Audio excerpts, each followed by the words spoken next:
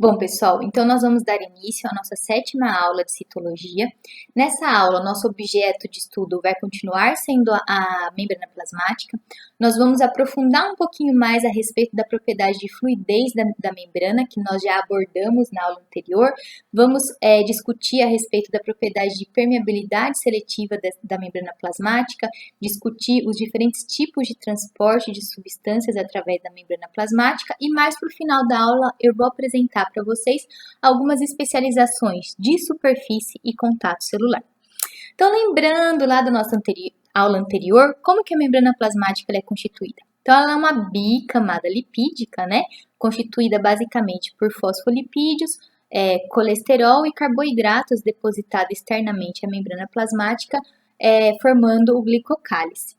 E vocês lembram que o modelo de membrana plasmática que é válido até hoje é um modelo de mosaico fluido. O que isso significa? Isso significa que os componentes da membrana eles não são estáticos. Existe um dinamismo. Essas moléculas são dinâmicas, elas mudam de posição na membrana plasmática. E isso é muito importante, porque isso vai determinar uma das propriedades da membrana. Então, essa capacidade de movimentação dos componentes na bicamada lipídica vai determinar a propriedade de fluidez da membrana.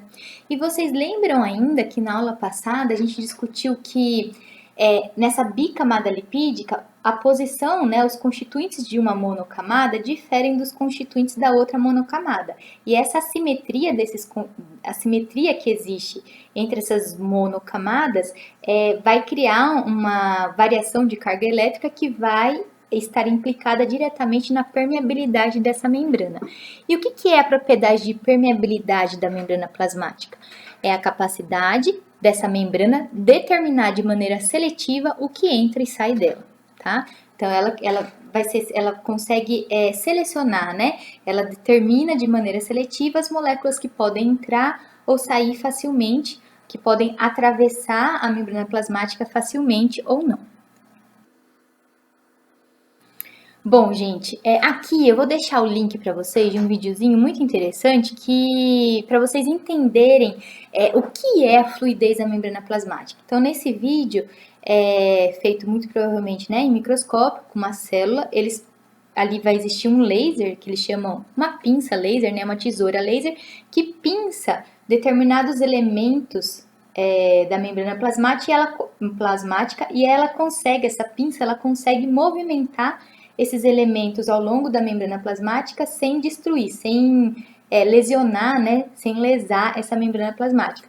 Diferente, por exemplo, no caso aqui, se eu puxar uma parte da minha epiderme, eu não consigo movimentar essas células que estão nesse ponto, porque elas estão fixas numa matriz extracelular nesse ponto. Já na membrana plasmática, não. A gente tem essa fluidez, esse dinamismo, essa capacidade de movimentação das estruturas que compõem a membrana plasmática. Então, esse vídeo é muito interessante porque você consegue visualizar, entender o que é a fluidez da membrana.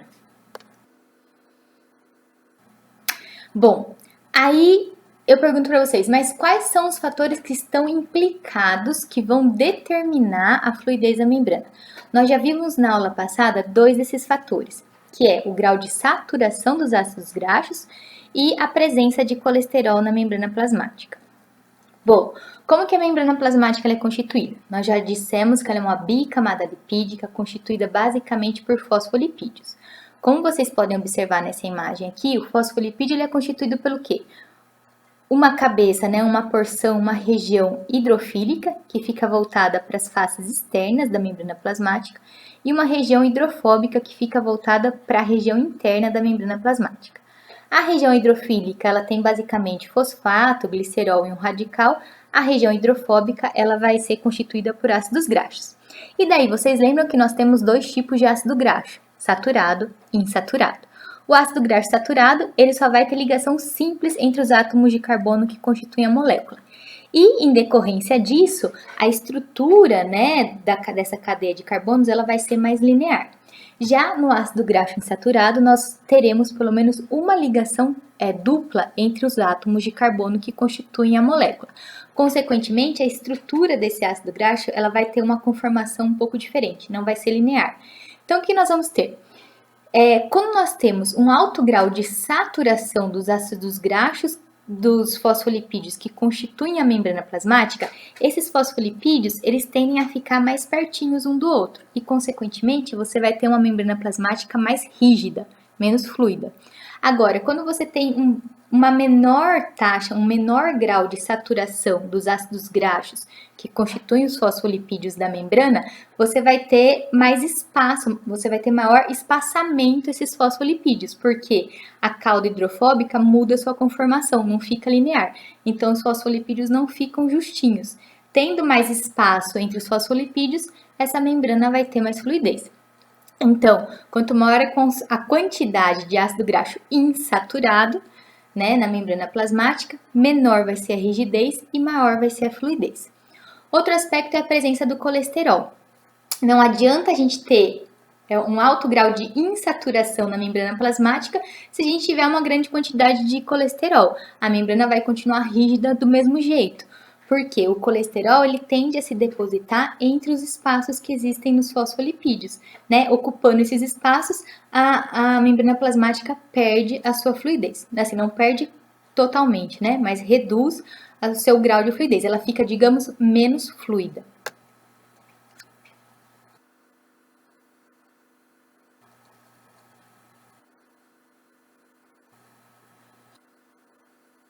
Gente, aí que acontece? Além desses dois fatores que estão implicados na fluidez da membrana, existe uma característica muito interessante relacionada aos fosfolipídios.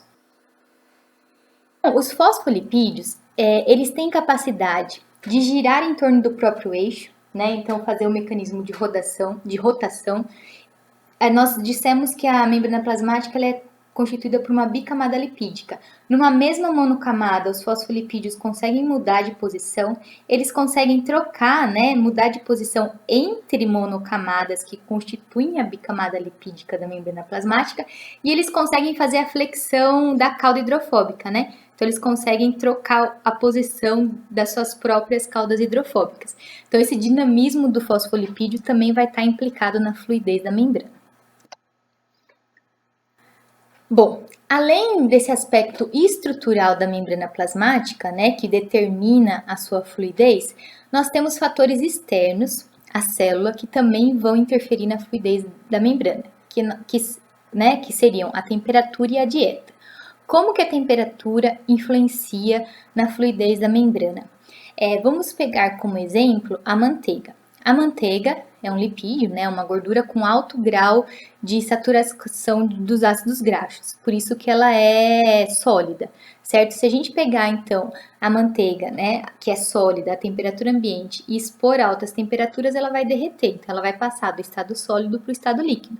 A mesma coisa vai acontecer com a membrana plasmática, porque a membrana plasmática ela é constituída em grande proporção por lipídio, né? A gente tem uma grande.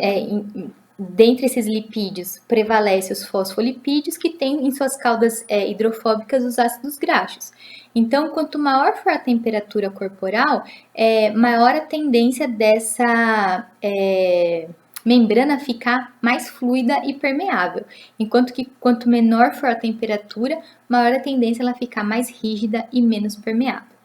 Obviamente que nós, humanos, os mamíferos, as aves, nós somos animais homeotérmicos, então a gente consegue, o organismo dispõe de mecanismos para manter nossa temperatura dentro de uma faixa ideal. Então ocorre uma oscilação de aumento e redução de temperatura que vai ter um impacto na fluidez de membrana das células para manter, né, seu funcionamento adequado, mas assim, dentro de uma homeostase para a atividade corporal. Então, assim, quais são os mecanismos que a gente dispõe para manter nossa temperatura?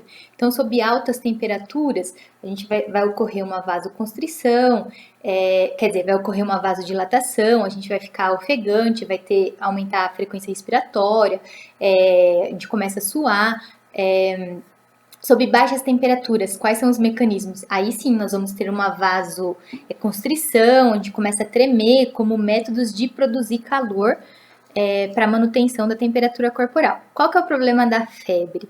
A febre acontece quando as temperaturas corporais ultrapassam essa faixa considerada ideal para o funcionamento do organismo.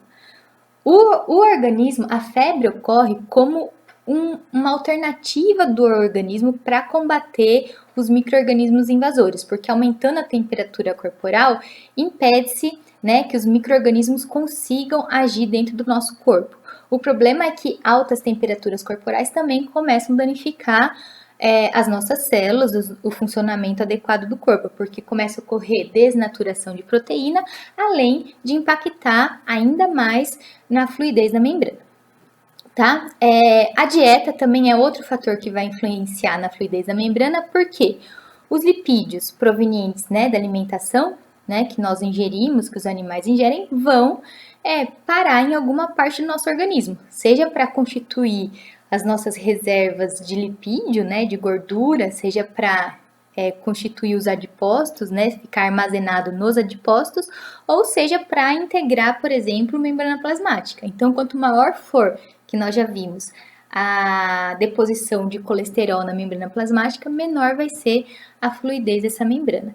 E esse colesterol ele vai ser obtido através da alimentação, certo? Então, o animal tem que ingerir lipídio para ter uma fonte de lipídio, né, para que haja colesterol a ser inserido na membrana plasmática. Então, são esses os fatores implicados na fluidez da membrana plasmática. Bom, então, qual que é a importância, né? Para que é importante a membrana plasmática ser fluida? Justamente porque essa mobilidade na distribuição dos seus constituintes é extremamente importante para interação de substâncias, seja o transporte de substâncias ou então para fusão e separação de membranas.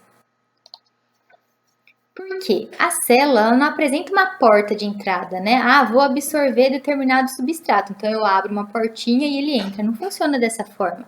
Muitas vezes a célula tem que englobar determinadas partículas, determinados substratos têm que atravessar por essa membrana plasmática, então ela tem que ter essa fluidez, ela tem que ter esse dinamismo de reconstituição, de posicionamento das estruturas que a compõem justamente para essa questão de possibilitar a interação, seja entre células, possibilitar a absorção de nutrientes, tá ok?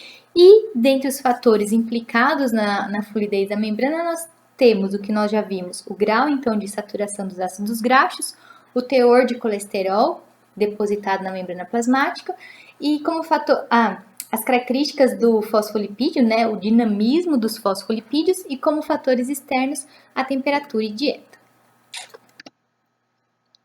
Bom, agora vamos conversar um pouquinho a respeito da permeabilidade seletiva. O que é essa propriedade de permeabilidade seletiva?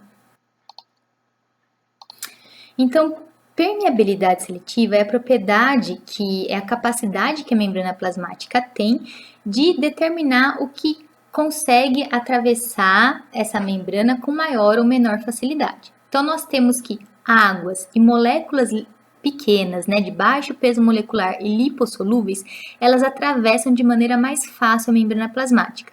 Por que moléculas lipossolúveis? Porque a membrana plasmática é rica em lipídios, então substâncias lipossolúveis conseguem atravessar com mais facilidade essa membrana plasmática.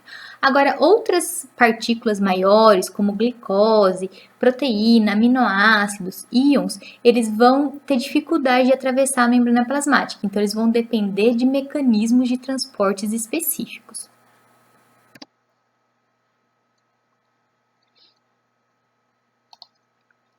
Aí quais são os fatores, né, que estão implicados nessa propriedade de permeabilidade seletiva? Um deles, que nós já discutimos anteriormente, é a simetria dos lipídios que compõem cada monocamada que constitui a bicamada lipídica da membrana plasmática. Então, essa diferença de composição de lipídios gera uma alteração de carga, uma variação de carga elétrica entre essas monocamadas, que por si só já funciona como um mecanismo, digamos, de filtro, né? Que vai interferir nessa propriedade de permeabilidade seletiva da membrana plasmática.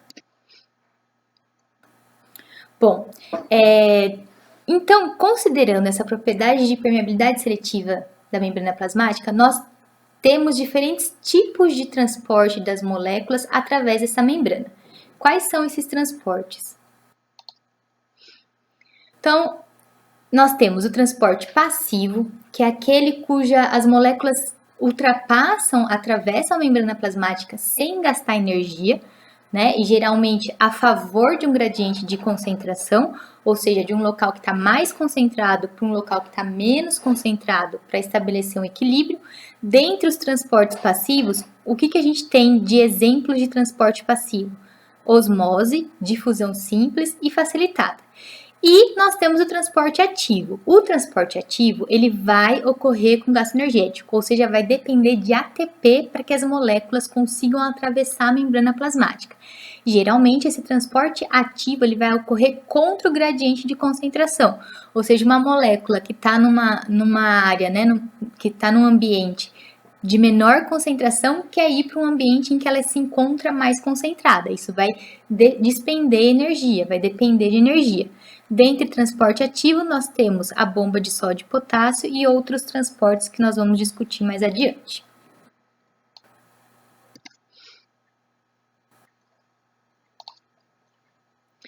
Então, vamos começar tratando a respeito do transporte passivo. Como eu já disse anteriormente, o transporte passivo, ele ocorre sem gastos de energia, ele não depende de consumo de ATP para ocorrer o transporte dessas moléculas através da membrana plasmática.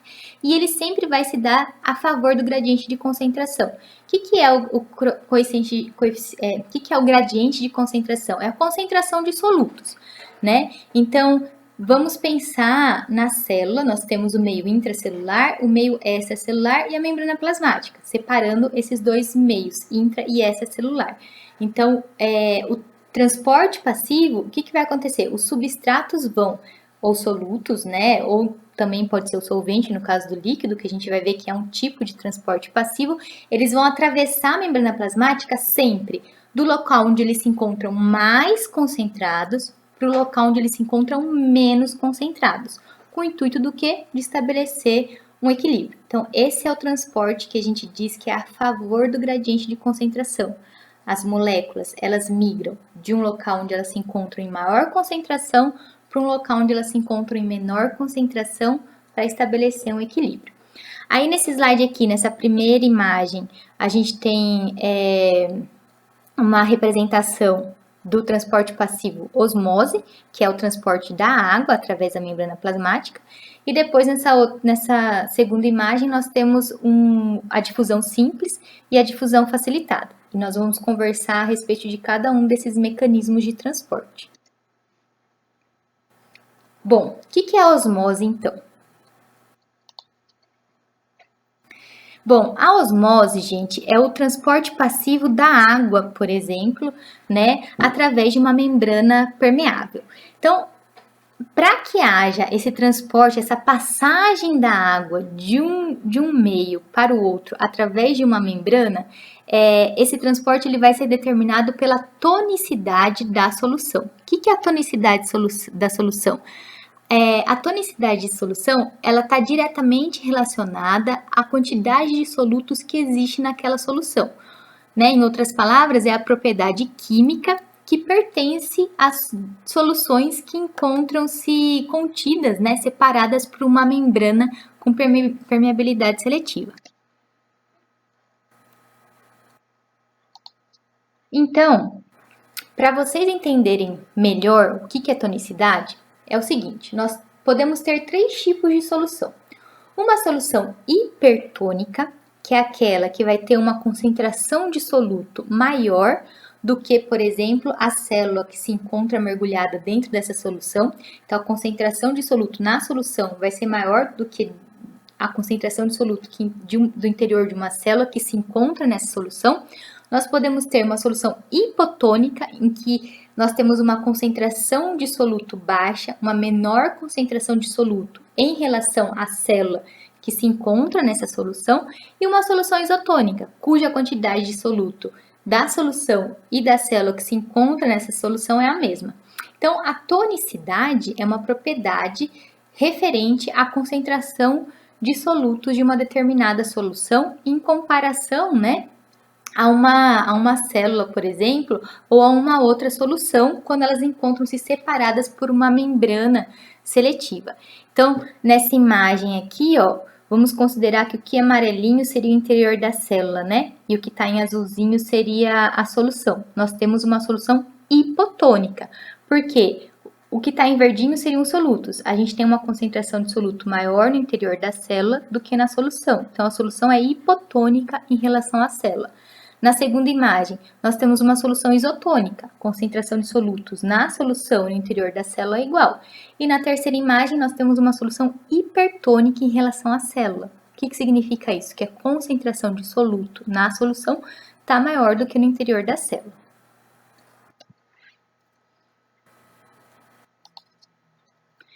Bom, então o que é a osmose?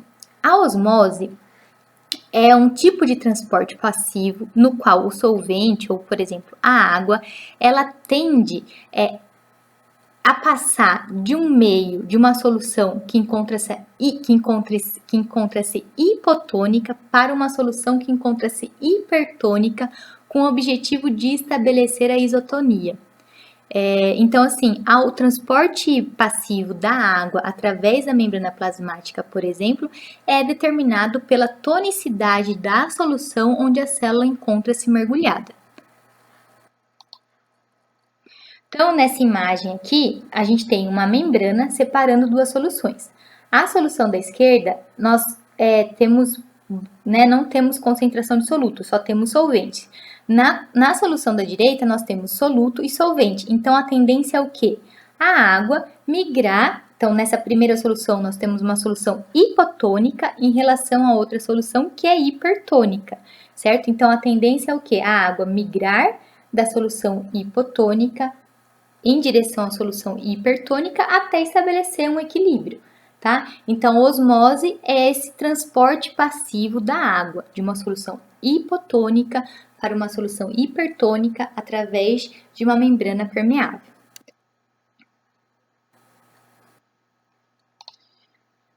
E daí, gente, o que acontece? A membrana plasmática ela é muito permeável à água, tá? Então, esse slide aqui é só exemplificando o que aconteceria com uma célula animal em contato com esses diferentes tipos de soluções. Então, uma célula animal numa solução isotônica, que é a imagem do meio, ela vai manter o seu volume e formato celular, ou seja, eles não vão se alterar, tá? Porque a concentração de soluto dentro e fora da célula é a mesma. Então, a saída e a entrada de água vai se manter constante. Já quando a gente pega uma célula animal e mergulha numa solução hipertônica, que é o que está acontecendo na última imagem aqui, o que vai acontecer numa solução hipertônica? Uma solução que tem mais solutos fora do que dentro da célula. A célula tende a perder água para o meio e ela vai murchar. Agora, se a gente pegar essa célula e colocar numa solução hipotônica, que significa que dentro da célula tem mais soluto do que fora, vai começar a entrar água dentro da célula e, consequentemente, a gente vai ter uma lise celular. A célula vai inchar até estourar, até romper, que é a primeira imagem ali à direita, né? Na célula vegetal, o processo de entrada e saída da água é o mesmo, né? A diferença é que, devido à presença de uma parede celular rígida, a célula não vai romper quando ela estiver, por exemplo, numa solução hipotônica. Então, se a gente pegar uma célula vegetal e colocar numa solução, vamos começar pela solução isotônica. O que vai acontecer com essa célula? Nada. Ela vai se manter íntegra, não vai alterar o seu formato, ela não vai se alterar. Vocês podem observar na imagem. Então, vocês podem observar nessa imagem, na última imagem aqui, nós temos uma célula vegetal numa solução hipotônica. Ou seja, você tem um vacúolo lá, citoplasmático, que se mantém com seu volume constante, porque a entrada e saída de água vai ser constante, né? A concentração de soluto dentro e fora da célula está igual. Se a gente pegar essa célula vegetal e colocar numa solução hipertônica, cuja concentração de soluto fora da célula é maior do que dentro da célula, a tendência vai ser o quê? A água de dentro da célula sair. Então, o vacúolo citoplasmático vai murchar, né? Que seria a primeira imagem ali. Esse processo de retração do volume celular na célula vegetal, somente na célula vegetal é chamado de plasmólise. Aí, se eu pegar essa célula que estava numa solução hipertônica e jogar ela numa hipotônica, cuja concentração de solutos fora da célula é menor do que dentro da célula, o que vai acontecer com essa célula? Ela vai absorver muita água, né? Quando ela absorve água, ela tende a aumentar de volume. Então, o vacúolo citoplasmático vai aumentar de volume num processo que a gente chama de desplasmólise. Só que diferente da célula animal, a célula vegetal não tende à ruptura quando ela está numa solução hipotônica, porque existe a parede celular protegendo e impedindo que ela absorva mais água do que o limite celular. Tá? Então, a osmose é um tipo de transporte passivo, no caso dissolvente, né? A água, por exemplo, no caso das células, através de uma membrana permeável, né? Ou seja, através da membrana plasmática. Agora nós vamos ver outros dois tipos de transporte passivo, agora de solutos, que é a difusão simples e difusão facilitada. Então, osmose, transporte passivo dissolvente de água através da membrana, difusão é o transporte passivo dissoluto através da membrana. O que é a difusão simples? Na difusão simples, o soluto, né, que são as partículas sólidas, eles tendem a ultrapassar, a atravessar a membrana plasmática, sempre do local de maior concentração para o local de menor concentração, até estabelecer o equilíbrio. E essa passagem de soluto, ela vai ocorrer de maneira passiva, ou seja, sem gasto de ATP, sem gasto de energia. Esse processo, ele é um processo lento, tá? Porque ele vai depender da pressão, ou seja, do gradiente de concentração do soluto num determinado ambiente, seja ele extra ou intracelular. Então, notem aqui na imagem a setinha em vermelho indicando qual que vai ser o sentido de passagem do soluto. Então, você tem, vamos supor, um ambiente, né? Aqui seria a membrana plasmática, bicamada lipídica, constituída por fosfolipídios, o ambiente extracelular com uma alta concentração de soluto e o ambiente intracelular com uma baixa concentração de soluto. Esse soluto vai, por gradiente de concentração, tender da região de maior concentração para a região de menor concentração e essa passagem vai ser sem gás de energia. Bom, quais moléculas conseguem ultrapassar a membrana plasmática por difusão simples? Moléculas pequenas de baixo peso molecular e que sejam moléculas que sejam lipossolúveis, que conseguem ultrapassar apenas por esse gradiente de concentração pela membrana plasmática. Moléculas maiores, de maior peso molecular, elas vão precisar de facilitadores para conseguir atravessar a membrana plasmática. Então, glicose, aminoácidos, algumas vitaminas, como que vai se dar o transporte passivo dessas substâncias? Vai se dar por meio de um processo que a gente chama de difusão facilitada.